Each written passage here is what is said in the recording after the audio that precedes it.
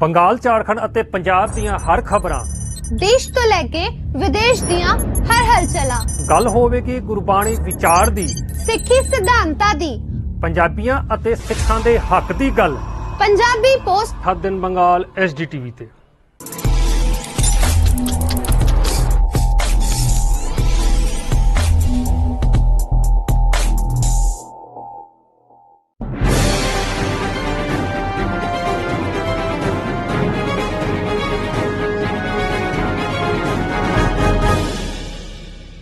और किसानी के किते दे नाल पूर्वी भारत उत्तरी भारत जड़ा है नॉर्थ इंडिया जड़ा है जुड़िया हुआ और 80% जी है आबादी वो इस किते दे नाल जुड़ी है और सिखा का खास करके इस किते दे नाल जो है वो सहयोग है और साडा ये कह सकते हो कि जाति किता ही किसानी है। और हुण दी जिहड़ी मौजूदा सेंट्रल गौरमेंट है वो इस किते ते भी हमला करना चाहती है क्योंकि इन्होंने जड़ा साडा इस टाइम मौजूदा माननीय प्रधानमंत्री इस करके कहना पैंदा है क्योंकि प्रधानमंत्री पूरे देश का होता है। उसने स्टेशन तो चाह बेचनी शुरू की थी और चाह बेचते ने स्टेशन बेचने शुरू कर दे।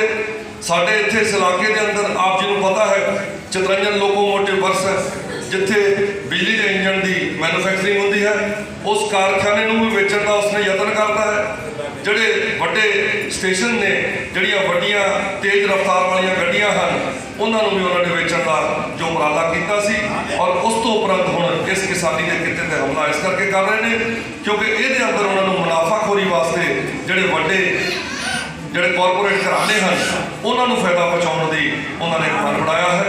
और चूंकि इस किते ते हमला है और सिख कौम एकजुट होकर सारिया औकड़ां का मुकाबला करदे होया दिल्ली एकत्र हुई है। तो एक टोकन ऑफ एप्रीसीएशन एक टोकन ऑफ सॉलीडैरिटी उन्होंने किसानों की इस लड़ाई के अंदर असी उन्होंने जताना चाहते हैं। इस बाबत आसनसोल गुरुद्वारा प्रबंधक कमेटी बनपुर गुरुद्वारा कमेटी एवं सारे पश्चिम बर्धमान दी गुरुद्वारा प्रबंधक कमेटियां ने मन बनाया है कि आने वाले सोमवार कल 7 तरीक 11 बजे असी पोलो ग्राउंड विखे एकत्र होना है और उतों एक वहीकुलर मूवमेंट होएगी। एक सिंबॉलिक किसानों का जो सिंबल है किते का वो ट्रैक्टर है एक ट्रैक्टर मार्च उस दे नाल असी आपो अपनी गड्डियां ते सवार होकर DM साहब को आसनसोल गुरुद्वारा प्रबंधक कमेटी की अगवाई च असी समा लिया है। उन्होंने एक मैमोरेंडम पेश करांगे अपना विरोध दर्ज करावांगे और उन्होंने किसानों के नाल सॉलीडैरिटी प्रदान करांगे। जिस तरह इस टाइम सेंट्रल गौरमेंट जी है वो जिद और जनून के विच आके इस किते को खत्म करना चाहती है और असी किसानों के नाल खड़े होकर उन्हें काले कानूनों रद्द कराने का जो उपराला है किसानों का उन्होंने नाल एकजुट होकर असी भी उस उपराले के अंदर अपना साथ देना चाहते हैं। कलकत्ते की संगत ने बड़े बड़े पद्धर से इस गल का रोस मुजाहरा किया है और कई दिनों तो कर रहे हैं और ये चलता रहेगा जब तक ये किसानों के हितों की राखी नहीं होंगी जब तक किसानों की फेवर की गल सरकार सुनना नहीं चाहती और इन्हों काले कानूनों को वापस नहीं लेना चाहती तब तक असी भी इतों पश्चिम बर्धमान की सिख संगत जी है सारे ही किते नाल जुड़े हुए मेहनत कश लोगों नाल जोड़ के सारे समुदाय नाल जोड़ के असी इस गल का विरोध प्रगटावा सरकार के खिलाफ करांगे जिस दे विच सानूं पश्चिम बंगाल सरकार का भी हाँ का नारा मिलिया है। इस तरह आप संगतां पास बेनती है कि आप सारे सज्जन जिहड़े समा कर सकते हो जिन्होंने इस किते दे नाल प्यार है प्रेम है और अपनी कौम के नाल सॉलीडैरिटी दिखाने वास्ते कल सवेरे 7 तरीक को आपां ने 11 बजे उत्थे पोलो ग्राउंड एकत्र होना है। उत्थों एक रैली की शक्ल असी DM ऑफिस जाके उन्होंने अपना रोस मुजाहरा जाहिर करके अपना मैमोरेंडम देना है। इन्नियां बेनतियां आप जी के चरणों से आस करता हाँ कि आप जी इसका एक परवाह हुलारा दोगे ताकि साड़ी आवाज़ दिल्ली तक पहुँचे। इन्नियां बेनतियां प्रवान बोल चुप की खेमा वाहिगुरू जी का खालसा वाहिगुरू जी की वाहिगुरू जी का खालसा वाहिगुरू जी की फतेह।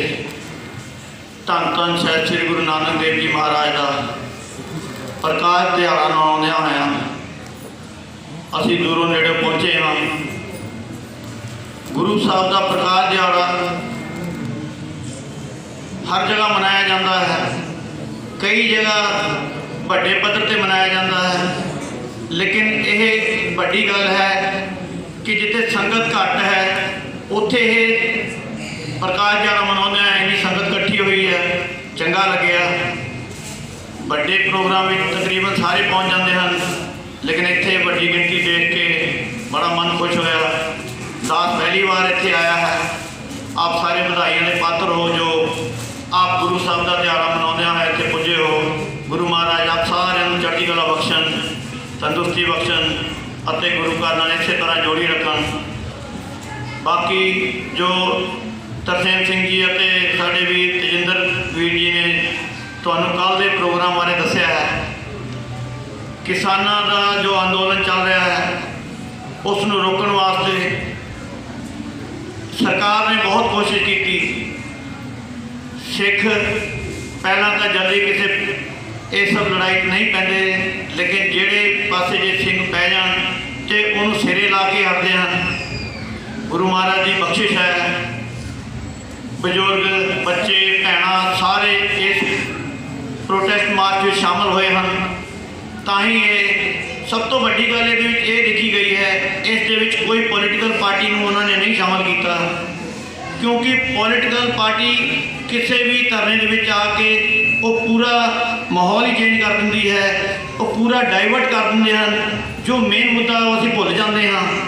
शाबाश है उन्होंने जेड़े अपना घर बार छड्ड के सड़क के उत्ते इन्नी ठंड के अपने हिक की आदत की राखी वास्ते लड़ रहे हैं। असी सारे उन्होंने नाल हाँ। साडे वालों जो कई बंदे सानू कहते हैं अरे तुहाडी तो जमीन नहीं, तुसीं काते फार्मर के नाल जां किसानों के नाल अंदोलन करना है। साडा पिछोकड़ अखीर घूम फिर के साडा किसानों वाली है। असी नहीं, साडे बजुर्गों के बजुर्ग कोई ना कोई तो किसान के नाल जुड़िया सी, तां अज असीं इत्थे पहुंचे हैं। ये साडी मॉरल रिस्पोंसिबिलिटी बनती है। असी अपने वालों जो भी कर सकीए उन्होंने घट्टो घट्ट मनोबल बढ़ाने वास्ते ये कर सकीए, सरकार से प्रेशर क्रिएट कर सकीए ताकि जो साडियां मंगां मनिया जान। मैं बहुत ज़्यादा ना बोल रहा, इन्नी ही बेनती करता हाँ। आप सारे आगे हाथ जोड़ के बेनती है, कल के इस मार्च को आप सक्सैसफुल बनाने वास्ते अपना कीमती समय कट के जरूर पहुँचो, ताकि जो साडे भैन भरा सड़क के उत्ते बह के इन्ने दिनों तो इन्ने महीनों तो प्रोटेस्ट कर रहे हैं उन्होंने असीं सपोर्ट कर सकीए। इन्नी ही बेनती प्रवान करनी जी। वाहिगुरू जी का खालसा, वाहिगुरू जी की फतेह। देव जी बाबत जो है इस पूरे संसार के जिन्ने भी आगू हुए हैं, ये मिसाल है कि उन्होंने जो किया है वो सिर्फ भारत वास्ते ही नहीं, उन्होंने पूरी संसार वास्ते अपने विचार को लिखिया भी है और किया है। उन्होंने जो शब्द गायन में किए हैं तो जी आरती उन्होंने पढ़ने को कहा गया सी, वो भी उन्होंने ये कहा कि ऑलरेडी आरती तो हो रही है, गगन में थाल रवचन दीपक बने। तो इस दे नाल सब तो वड्डी जिहड़ी भैणां मेरियां बैठियां हैं इन्होंने भी बड़ा काफ़ी निंदा की दृष्टि नाल देखिया सी।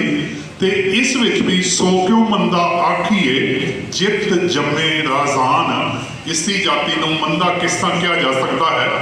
तो गुरु नानक देव जी की जिहड़ी देन है सानू, इसकी मिसाल किते होर नहीं मिल सकती। और जो है जो इन्हें लिखा है इस तो हुण भी पहले भी सी, हुण भी है, तो आने वाले समय में भी जो विचारां लिखिया गई हैं, धुर दरगाहों धुर की बाणी आई तिन सगली चिंत मिटाई। तो उन्होंने विचार जिहड़ी है उसनूं झुठलाया नहीं जा सकता। तो मैं समय को देखदे होया जिस तरह के मेरे वीर ने बेनती की है, कल जिहड़ा है प्रोटेस्ट जिहड़ी रैली है उन्हां किसानां दे अपने उन्होंने संबोधन करदे होया, उन्होंने सपोर्ट करदे होया इस इलाके विचों भी आपने 11 बजे पोलो ग्राउंड सारिया ने ही पहुँचना है। तो मैं अपने विचार को इत्थे ही कहता होया सीमित करता हाँ। वाहिगुरू जी का खालसा, वाहिगुरू जी की फतेह। पहली गल तो बहुत मेहरबानी गुरुद्वारे की कमेटी ने जो सानू सत्ते इत्थे फंक्शन च बुलाया है। और शॉर्ट च गल यही करनी है कि कल असी अपने जो प्रोटेस्ट मार्च करने की तैयारी कर रहे हैं, जो सारे इतने यंग मुंडे जोड़े है वो सारे साथ देन, कल उत्थे भी पहुँचन, क्योंकि घट गिनती च रहांगे तो कमज़ोर लगांगे, वध गिनती च रहांगे तो तगड़े लगांगे। ये बाकी सारे ओपन है, जोड़े जोड़े आना चाहते कोई मनाही नहीं है, लेकिन वध तो वध आसस वालों भी असी ਪੂਰੀ ਇਨਸ਼ੋਰ ਕਰਾਂਗੇ ਕਿ ਸਾਰੇ ਮੁੰਡੇ ਸਾਡੇ ਜਿਹੜਾ ਯੰਗ ਉੱਥੇ ਗਰੁੱਪ ਹੈਗਾ ਸਾਰਾ ਯੂਥ ਆਏਗਾ। ਤੁਹਾਨੂੰ ਸਾਰਿਆਂ ਨੂੰ ਵੀ ਇਸ ਗੱਲ ਵਾਸਤੇ ਹੱਥ ਜੋੜ ਕੇ ਰਿਕੁਐਸਟ ਹੈ ਕਿ ਸੈਕਟਰੀ ਕਮੇਟੀ ਨੇ ਜਿਹੜਾ ਉਪਰਾਲਾ ਕੀਤਾ ਹੈ ਰਜਿੰਦਰ ਸਿੰਘ ਜੀ ਨੇ, ਇਹ ਸਾਨੂੰ ਇੱਕਦਮ ਰਾਈਟ ਟਾਈਮ ਹੈ ਕਰਨ ਦਾ, ਕਿਉਂਕਿ ਅਜੇ ਤੱਕ ਫੈਸਲਾ ਉਹਨਾਂ ਦਾ ਨਾ ਕੋਈ ਹੋਇਆ ਹੈ ਨਾ ਹੋਣ ਦੀ ਉਮੀਦ ਹੈ।